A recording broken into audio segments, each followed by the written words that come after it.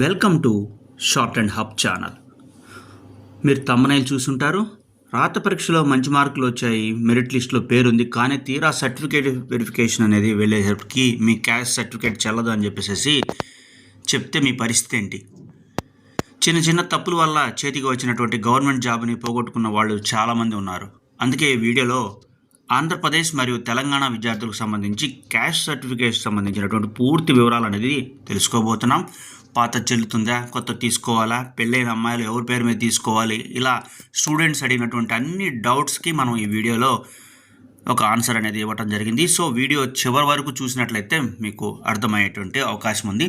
So అలాగే అసలు service rules ఏంటి, ఆంధ్రప్రదేశ్ తెలంగాణలో ప్రాసెస్ అనేది డిఫరెంట్గా ఉంటుందా, ఓల్డ్ సర్టిఫికేట్ సరిపోతుందా, కొత్తదనే తీసుకోవాలా, పెళ్ళైన అమ్మాయిలకు సంబంధించింది, అలాగే వాటికి ఏమి డాక్యుమెంట్స్ కావాలి, సపోర్టింగ్ డాక్యుమెంట్స్ ఏమి ఉండాలి, అలాగే రూల్స్ ఏం చెప్తున్నాయి, డాక్యుమెంట్ చెక్ లిస్ట్ ఏమేమి తీసుకోవాల్సి ఉంటుంది, అప్లై చేసే విధానము, అలాగే స్టూడెంట్స్ అడిగినటువంటి టాప్ 10 డౌట్స్ కూడా మీకు క్లియర్గా ఎక్స్ప్లెయిన్ చేయడం అనేది జరిగింది. సో మనము ఈ టాపిక్లోకి వెళ్ళే ముందు మనం ఈ టైప్ రైటింగ్, అలాగే type related jobs, short hand, అలాగే లా కంప్లీట్ చేసిన వారికి నోటిఫికేషన్స్, గవర్నమెంట్ ప్రైవేట్కి సంబంధించినటువంటి అప్డేట్స్ అన్నీ కూడా అందిస్తూ ఉన్నాము. ఇంట్రెస్ట్ ఉన్నటువంటి విద్యార్థులు కింద టెలిగ్రామ్ గ్రూప్ లింక్స్ అనేది డిస్క్రిప్షన్లో ఇవ్వబడతాయి. సో మీరు అక్కడ జాయిన్ అయ్యి పూర్తి అప్డేట్స్ అనేది పొందేటువంటి అవకాశం ఉంది. టెలిగ్రామ్ గ్రూప్లో జాయిన్ అవడం ద్వారా కూడా ప్రీవియస్ వీడియోస్ అన్నీ కూడా మీరు చూసేటువంటి అవకాశం ఉంటుంది. సో మనం ఏదైతే టాపిక్ అనుకున్నామో ఆ టాపిక్ గురించి పూర్తిగా డిస్కస్ చేసుకుందాం. వచ్చేసేయండి. చూడండి, దీన్ని నేను ఒక 8 భాగాలుగా విభజించడం జరిగింది. సో దానికి సంబంధించి మనం పూర్తి డీటెయిల్స్ అనేది తెలుసుకుందాము. గవర్నమెంట్ జాబ్ రావాలంటే చదవడం ఎంత ముఖ్యమో దాన్ని అప్లై చేసేటప్పుడు కూడా సర్టిఫికేటు కరెక్ట్గా మనం అప్లై చేయాల్సి ఉంటుంది. అందుకే ఈరోజు మనం క్యాస్ట్ సర్టిఫికేట్ గురించి పూర్తిగా తెలుసుకోబోతున్నాం. సో క్యాస్ట్ సర్టిఫికేట్ ఎందుకు అవసరం? భారత రాజ్యాంగం ప్రకారం ఎస్సీ, ఎస్టీ మరియు బీసీ వర్గాలకు వివిధ విద్య మరియు వివిధ ఉద్యోగాల్లో రిజర్వేషన్ అనేది కల్పించడం జరిగింది. సో ఈ రిజర్వేషన్లు పొందాలంటే ప్రభుత్వం జారీ చేసినటువంటి ఈ క్యాస్ట్ సర్టిఫికేట్ అనేది తప్పనిసరిగా అవసరం. దీనినే community, native and birth certificate అని కూడా పిలుస్తూ ఉంటారు. అంటే ఇందులో కేవలం కులం మాత్రమే కాదు, మీరు ఏ ప్రాంతానికి చెందినవారు మరియు మీ పుట్టినరోజున తేదీ కూడా ఇక్కడ ఇవ్వటం అనేది జరుగుతుంది. సో దీని ఉపయోగాలు ఏంటంటే వయో పరిమితి సడలింపు మరియు కట్ ఆఫ్ మార్కుల్లో మినహాయింపు అనేది పొందడానికి, అలాగే college admissions, fee reimbursement, scholarships, అలాగే ప్రభుత్వ పథకాలు, ఇళ్ల లోన్స్ తదితరవన్నీ కూడా పొందడానికి అవకాశం ఉంటుంది. So AP and Telangana rules, 2 రాష్ట్రాల్లో కూడా కుల ధృవీకరణ పత్రాలను జారీ చేసే అధికారం రెవెన్యూ డిపార్ట్మెంట్, తహసీల్దార్, ఎంఆర్ఓకి ఉంటుంది. అయితే నిబంధనలో చిన్న చిన్న తేడాలు అనేది ఉన్నాయి. ఆంధ్ర వచ్చేటప్పటికి గ్రామ వార్డు సచివాలయం ద్వారా కూడా మీ సేవ ఇంటిగ్రేటెడ్ సర్టిఫికేట్స్ అనేది ఇష్యూ చేస్తూ ఉన్నారు. అలాగే మీరు సచివాలయంలో కనుక అప్లై చేసుకున్నట్లయితే VRO, village revenue officer verification చేసి ఎంఆర్ఐ, మండల రెవెన్యూ ఇన్స్పెక్టర్ ద్వారా ఎంఆర్ఓకి వెళ్ళటం అనేది జరుగుతుంది. డిజిటల్ సంతకం, ఇప్పుడు వచ్చేటువంటి సర్టిఫికేట్స్ అన్నీ కూడా డిజిటల్ సైన్ అనేది ఉంటుంది దాని మీద. దీనికి ఎక్స్పైరీ డేట్ అనేది ఉండదు. ఇది ఎస్సీ, ఎస్టీలకు సంబంధించింది. కొత్త అప్డేట్, ఏపీలో ఇప్పుడు సింగిల్ డెస్క్ విధానం ద్వారా కూడా చాలా వేగంగా ఈ సర్టిఫికేట్స్ అనేది ఇస్తూ ఉన్నారు. చాలా వరకు స్కూల్ రికార్డ్స్ ఆధారంగా ఈ సర్టిఫికేట్ అనేది ఇష్యూ చేస్తూ ఉన్నారు. తెలంగాణకు వచ్చేసరికి జారీ చేసే సంస్థ వచ్చేసరికి మీ సేవ లేదా ధరణి పోర్టల్ ద్వారా కూడా అందించడం అనేది జరుగుతుంది. గతంలో ధరణి పోర్టల్ ద్వారా కూడా స్లాట్స్ బుక్ చేసుకోవాల్సి వచ్చేది, కానీ ఇప్పుడు సాధారణ మీ సేవ ద్వారా కూడా అప్లై చేసుకోవచ్చు అని చెప్పడం జరుగుతుంది.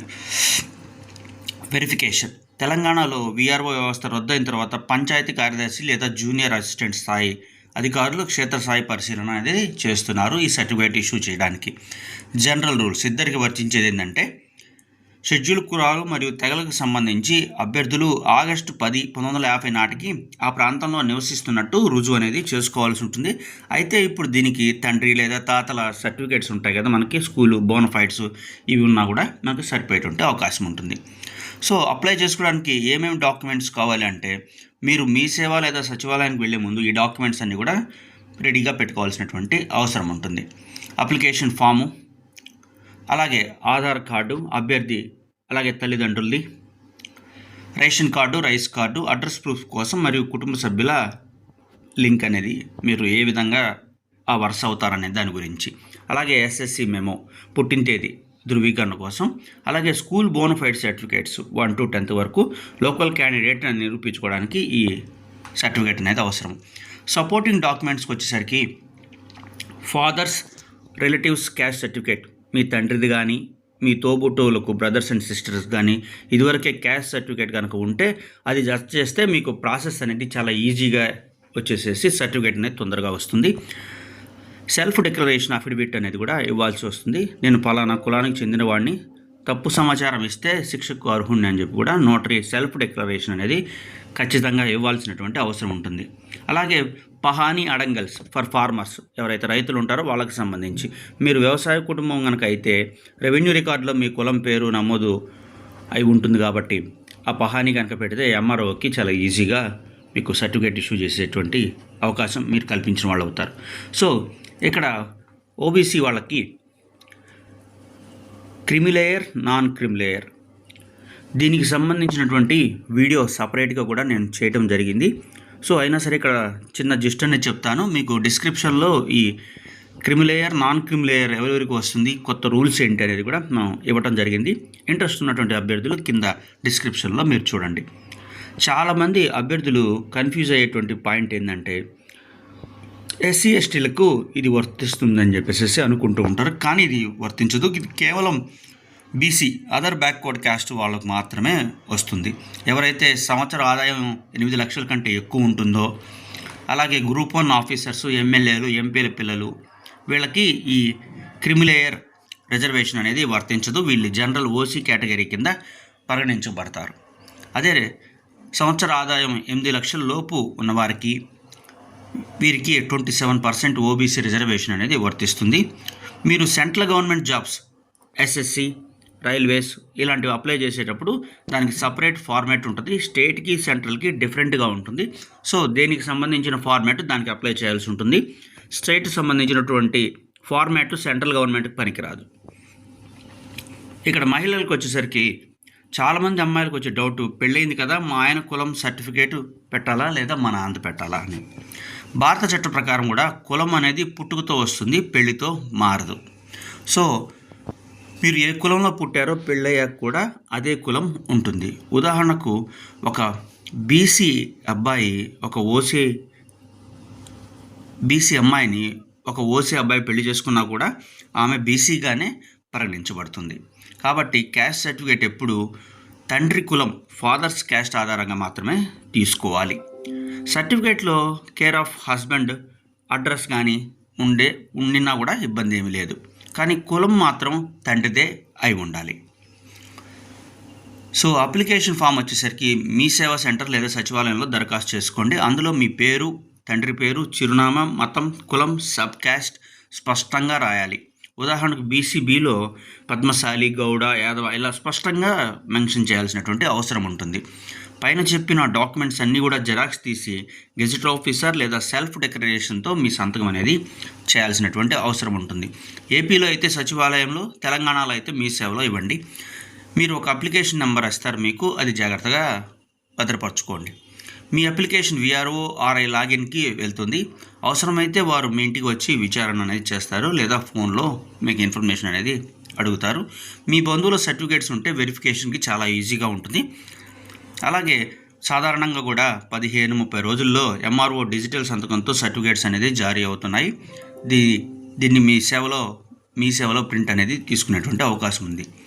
సో ఏదైతే స్టూడెంట్స్ కామన్గా అడుగుతున్నటువంటి ప్రశ్నలు, వాటికి సంబంధించిన సమాధానాలు మనం ఇక్కడ చూద్దాము.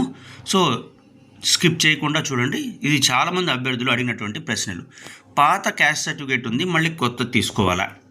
ఎస్సీ ఎస్టీ వారికి ఒకసారి తీసుకున్న సర్టిఫికేట్ లైఫ్ టైం అనేది చెల్లుబాటు అవుతుంది, కానీ సర్టిఫికేట్ మీద బార్ కోడ్ లేకపోతే అది పాత కింద అవుతుంది. కొత్త డిజిటల్ సర్టిఫికేట్ తీసుకోవటం అనేది మంచిది.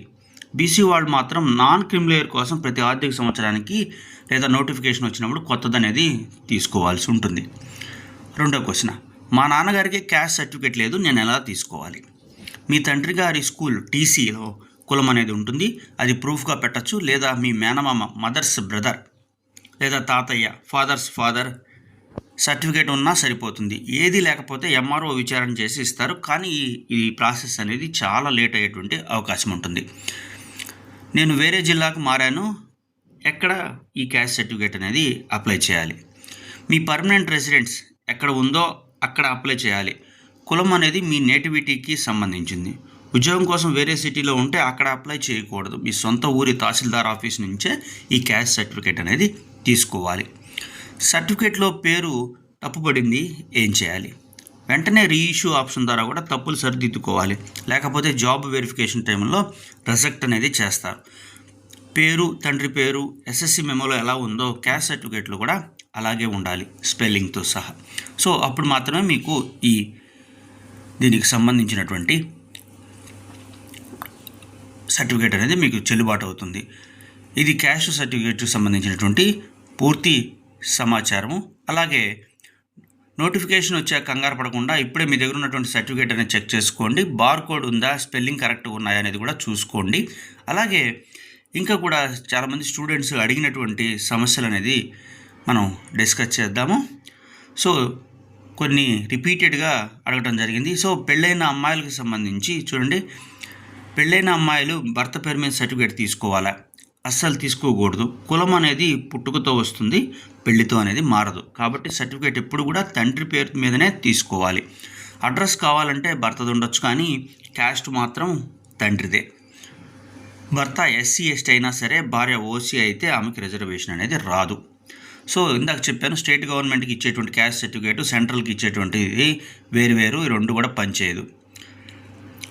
10th క్లాస్ మెమో అలాగే క్యాస్ట్ సర్టిఫికేట్ సంబంధించి ఏదైనా వేరియేషన్ ఉంటే దానికి సంబంధించింది సమస్య అనేది అవుతుంది. కాబట్టి మీరు ఖచ్చితంగా కూడా దాన్ని చేంజ్ చేసుకోవాల్సినటువంటి అవసరం ఉంది.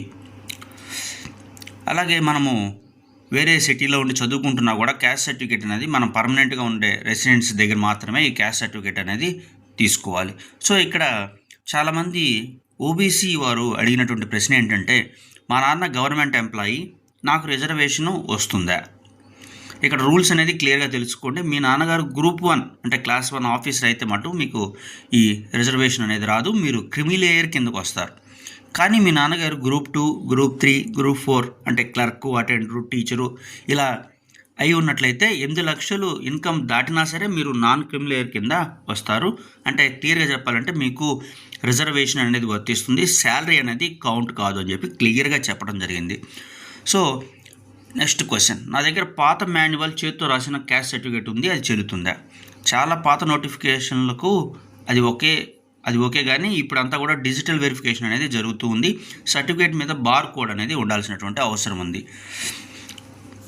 నెక్స్ట్ క్వశ్చన్, నేను బీసీ క్యాండిడేట్ని కానీ మాకు ఇన్కమ్ చాలా తక్కువ, నేను ఈబీసీ తీసుకోవచ్చా అంటే అలా తీసుకోవడానికి ఉండదు. ఇది ఓన్లీ ఎవరైతే రిజర్వేషన్ కిందకి రారో వాళ్ళకి సంబంధించిందే ఈ ఈడబ్ల్యూఎస్ సర్టిఫికేటు. ఒకవేళ మీరు బీసీఐ ఈడబ్ల్యూఎస్ కనుక తీసుకున్నట్లయితే అది టెక్నికల్గా కూడా చెల్లుబాటు అనేది అవకాశం అనేది ఉండదు. మాకు ఎలాంటి క్యాస్ట్ ప్రూఫ్ లేదు, ఇప్పుడు కొత్తగా తీసుకోవాలా? మీ బంధువులు తండ్రి తరపున పేరెంటల్ సైడ్ ఎవరికైనా క్యాస్ట్ సర్టిఫికేట్ కనుక ఉంటే దాన్ని ఆధారంగా తీసుకోవచ్చు. అది కూడా లేకపోతే మీ స్కూల్ టీసీలో క్యాస్ట్ కాలం ఏం రాసిందో అది చూసుకోండి. అది లేకపోతే ఎంఆర్ఓ ఆఫీసులో ఎంక్వైరీకి రిక్వెస్ట్ పెట్టుకుంటే వీఆర్ఓ వచ్చి విచారణ చేసి రిపోర్ట్ అనేది ఇస్తారు. అప్పుడు సర్టిఫికేట్ అనేది మీకు జారీ చేయడం అనేది జరుగుతుంది.